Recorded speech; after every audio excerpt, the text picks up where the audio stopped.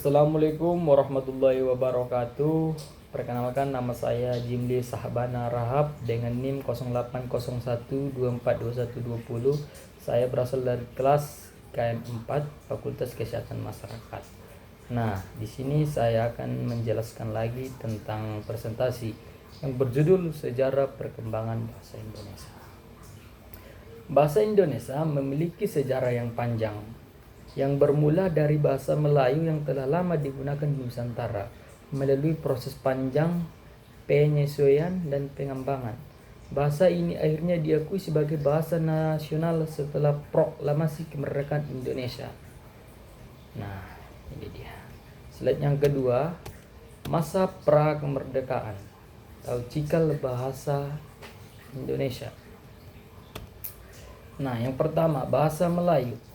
Bahasa Melayu sebagai lingua franca. Bahasa Melayu telah digunakan sebagai alat komunikasi utama di Nusantara sejak abad ke-7, terutama dalam perdagangan dan pemerintahan. Yang kedua, penyebarluasan bahasa Melayu.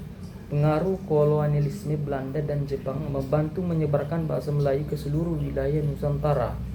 Yang ketiga, awal pembentukan bahasa Indonesia. Pada awal abad ke-20, upaya untuk menyatukan bahasa Melayu sebagai bahasa nasional mulai dilakukan oleh para pemuda. Nah, yang slide ketiga, peran bahasa Melayu dalam pembentukan bahasa Indonesia.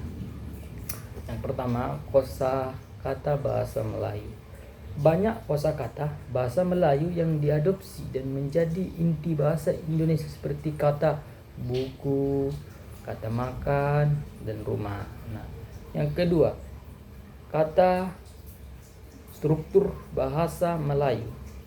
Bahasa Melayu yang sederhana dan fleksibel menjadi dasar pembentukan bahasa Indonesia yang mudah dipelajari. Nah, yang ketiga, penyebaran bahasa Melayu.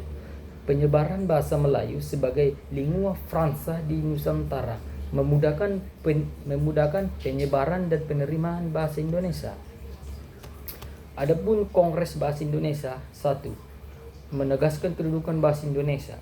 Yang pertama, pengakuan resmi. Kongres Bahasa Indonesia 1 pada tahun 1938 secara resmi menetapkan kedudukan bahasa Indonesia sebagai bahasa nasional. Yang kedua, kodifikasi aturan. Dalam kongres ini disepakati kaidah-kaidah baku bahasa Indonesia yang menjadi acuan penggunaan bahasa. Yang ketiga, standarisasi ejaan.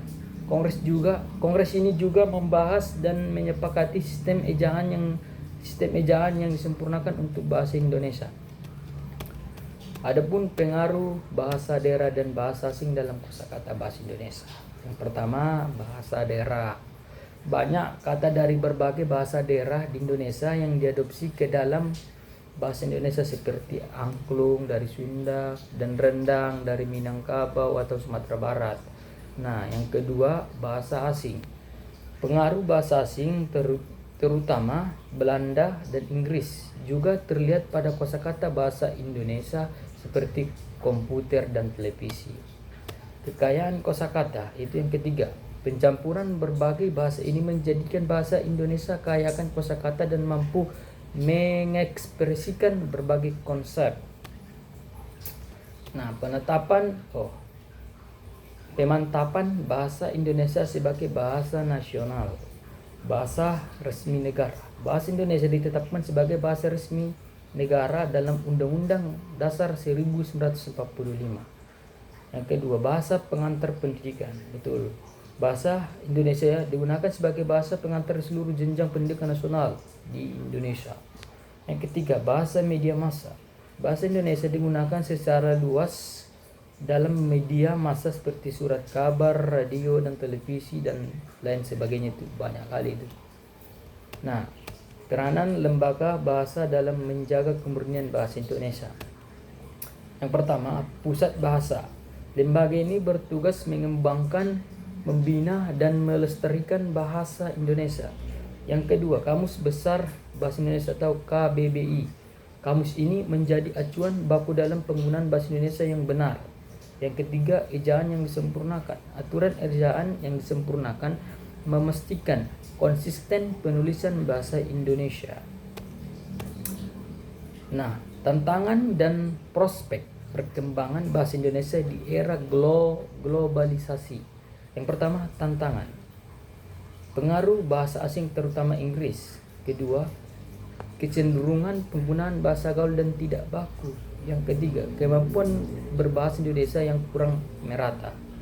Adapun pembagian yang kedua, prospek. Yang pertama, pengembangan istilah baru yang sesuai dengan perkembangan zaman. Yang kedua, peningkatan pendidikan dan publikasi dalam bahasa Indonesia. Yang ketiga, pemasyarakatan penggunaan bahasa Indonesia yang baik dan benar. Nah, itulah presentasi singkat dari saya. Kalau ada yang salah saya mohon maaf. Saya iri dengan wabillahi taufiq wal hidayah. Assalamualaikum warahmatullahi wabarakatuh.